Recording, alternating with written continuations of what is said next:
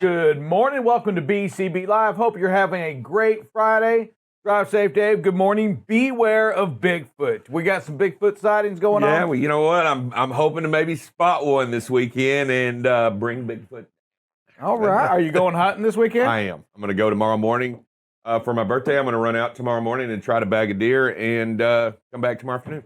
Gotcha. Well, that'll be a good time. I did see, did you see, there's a good chance that you're going to get COVID again if you indeed go hunting. I'm actually out there trying to save lives. That's my mission by going out. I figure if I kill a few whitetail, I am saving more and more lives and bringing an end to the pandemic because they spread COVID. They do. What, 30% of the deer up in Iowa that were tested, found dead, or hunters had COVID or carry the disease that has COVID in it. Yeah, so I'm going to do my part, and I'm going to go out, and I'm calling everybody out. Do your part. Make sure you're a registered hunter to go out today. Hey, let's not kill them with the truck, so. Yeah. You know, so I know last year, boy, we did a pretty good job. We did our portion, our part for sure by helping COVID, by running and hitting more deer last year than ever. We killed more deer than the hunters killed with the rifles. I'll tell you what, using the front end of a truck to hunt is not a good idea. It doesn't pay dividends in the long run. I'm going to tell you,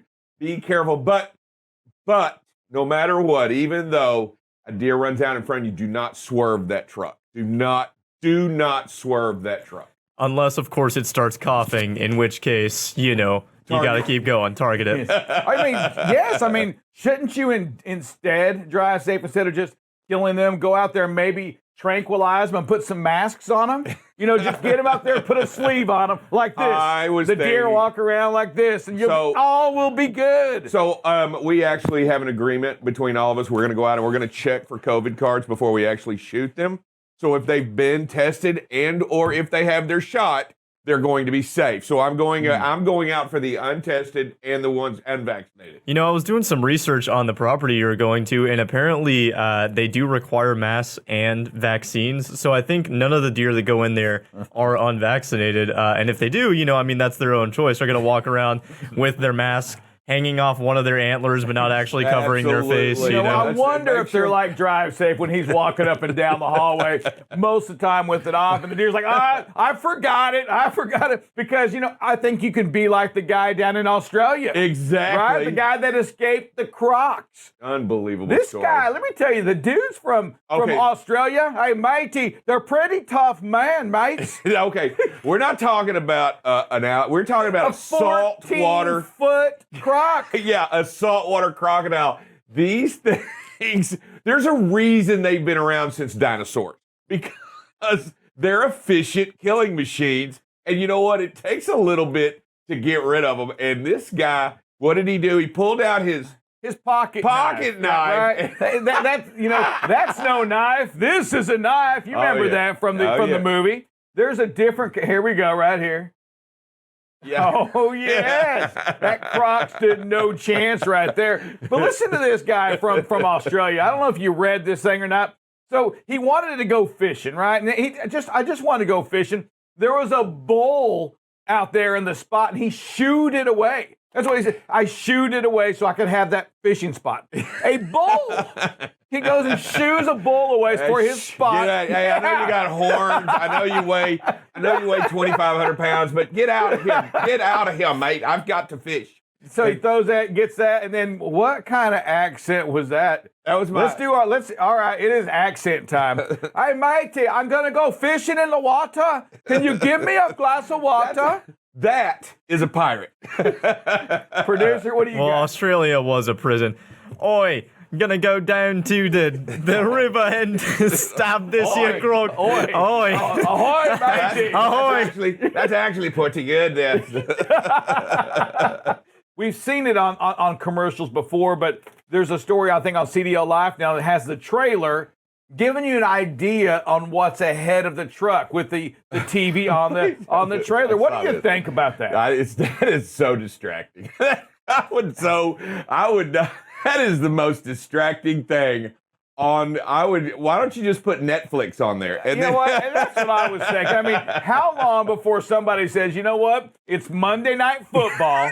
I'm going to go ahead and find a way to rig the TV up here to show in front of the camera the football game, and everybody can watch football. What a distraction this is.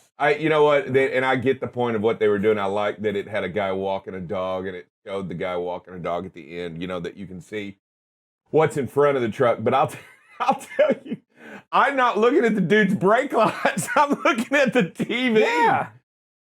Yeah, I've missed entirely the brake lights right now. I'm watching TV. I'm watching the dog. Whoa, don't hit him. Oh, man. I'm going to go out right now and say this will never catch on. You guys want to play What Country Is This? Because I can give you a hint, but I'll let you guess first.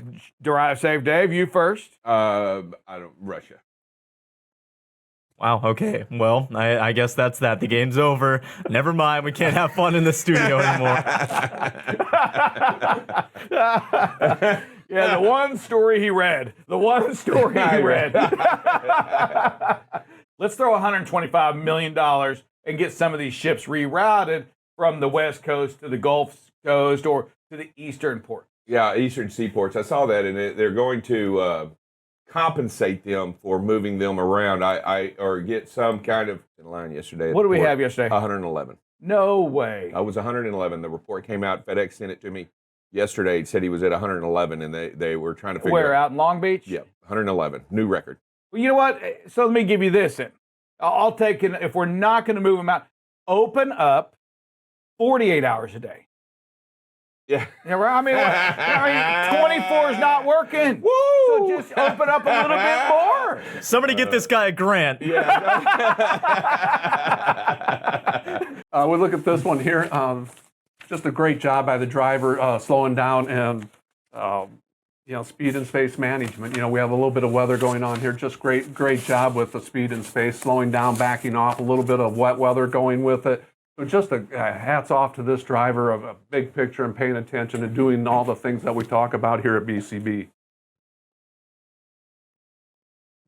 Again, here's another one with, the space between the vehicle ahead, just great space management. And this one is actually for drive safe, Dave, because when we come to a stop here, look at the pavement, the distance we have between the vehicle ahead of us, and that's the BCB way. We want to have it out. We want to own that pavement in front of us, that real estate in front of us, and the driver in this video definitely does that. Yes, that is someone that listens to the show right there, that listens to the verbiage, the words from our very own Drive Safe Dave.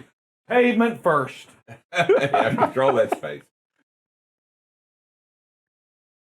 Again, just some great videos about, showing patience, great patience on the truck drivers here, but the four-wheeler here doesn't seem to have any. But I like it the way the driver, professional driver here owns the space in front of him, keeps the space back there. Just a great job. Another great video this morning. If we look at, the space in some of the adjoining lanes, we're starting to see that. So that's good to see also. Yeah, for certain. And we love when we're getting into traffic. It's nighttime, it's construction. A lot of action going on. We spoke about it yesterday. The first thing we really want to do is control that speed. Here it is. We see it. The speed is being controlled, which makes it easier to control the spacing. The four-wheeler right here, we all know they're above the law. It doesn't apply to them. These rules don't, but we are the kings and the queens of the road. We control the highway. We're going to do things the right way. I love this video. Hey, before we see that next one, producer, I want to make sure, are we going to show that video from Hector last night? Okay, keep going then. Okay, yeah, this one, driver doing nothing wrong or anything at all. But what I say here is, when we talk about courtesy and patience and politeness here, here's an opportunity for some goodwill for our driver, that driver to back off a little bit, create space and let somebody in. Because that's how we, help create goodwill within the transportation industry and get a good name out there. So, just practice that patience. If you see somebody that needs to merge in, a zipper merge, have it, just allow it to happen. And if you're a four-wheeler out there and you're watching this show right now, we talk about, the amount of deaths in Texas, over 21 years of a death every day. You don't wait until the last second to merge over. You don't use the trucks as your way to get in front of. Drive safe, Dave. When we get in front of a truck, we've got to remember they can't stop no matter what as fast as a car can, right? No, they can't. And it's not just that. I mean, you're putting a lot of people's lives at risk, including your own, when you think that they can react the same way a four-wheeler can. They cannot. And this right here, I don't know that this guy in the truck next to us had any intention on pulling in front of us. I really think his sight was set all along on going ahead and getting in front of even the next car. There was really no intention of moving over. He was going to push his way in no He matter was going to what. find the spot, and that just can't happen. I mean, Correct. in a truck, in a car, we can't be that person right there. Give him the space and let him come in, and let's just move on. Nobody's going any faster. This next one, just kind of a reminder, and I don't know what the cause of this one is, but I bet speed and space or lack of space, Normally, Bob just makes it up, so feel free. Yeah. He doesn't know either, but normally Bob just makes up the reason. Yeah. And this was because. So, But I mean, it looks like the trailer caught it in the rear end, and so I mean, you're following too close, and so it's just the reminder of nobody gets up in the morning and says, "Hey, I'm going to have an accident," but just that reminder: if we don't follow all the BCBs of all the safe driving, the Smith ways, the things that we've been trained over, the things we talk about every day, this is the results of it. And you can tell by the trailer being damaged that it looks like another big truck hit it. So two of them side by side. Yeah, So. and there's debris in the road, so there's it's not good. But at least both vehicles are upright, and it looks like both cabs are in good condition. So we might.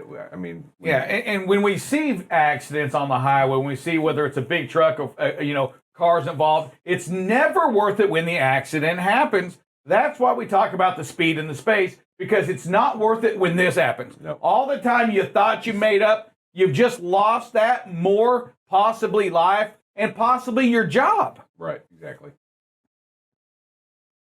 This next one is your daily reminder that intersections are dangerous. The driver in this one just does a great job of waiting this out, because we see the lights way green for us to go forward in that vehicle that makes the left-hand turn in front of us. I mean, just four-wheelers are above the law, I guess, because that had to be red coming from the other direction, just decided to jump out in front of it. So great job by the driver in here, practicing patience. That's already red for that vehicle. For a long time, right? Yeah. And that's really red for that vehicle. Unreal. Yeah, a sense of entitlement is just discouraging out there on the road. And here's the video right here. Look at this. Oh. Wow. Yeah, so what's going on? You have a truck in the left. We're in the right hand lane. There's a four-wheeler coming right now. Not sure if this driver is impaired or not, but that's an impairment move right there. Yeah. Going around us on the right. I don't know how he didn't lose. That's an immediate 911 call. Drive safe, Dave. The car gets into that grass, that soft area out there, loses control, trying to pass us on the right. This is insanity right here. Oh, man. When I first saw this, how do you even address it? Because it's just craziness times 10. I mean, wow. This is the chaos out there, and this is when you have to be at your best, and you have to be at your. You have to understand that right there. If he overcorrects there at any moment, he's right in your nose. He's right in your face, and you got two 18-wheelers. Yeah, and this is why we have cameras on most of the trucks across the country today. The forward-facing cameras is so we have proof of this kind of stuff. Split sleeper berth brake and how to use it, and the flexibility that allows you, and why we should use it. And the why of the brake is it allows for safer drivers. It gives us flexibility of our brakes. And, if we use it right, getting home without having to take additional time off or taking additional breaks. And so it's really important that when we get to a shipper or receiver that we start using that split sleeper berth to conserve our 14 hours. Because what it does is it pauses that. A lot of times a driver will have drive time left, but his 14 hours will be gone. And so by using that split sleeper berth, it helps conserve those 14 hours and gives him more time to get that drive time in.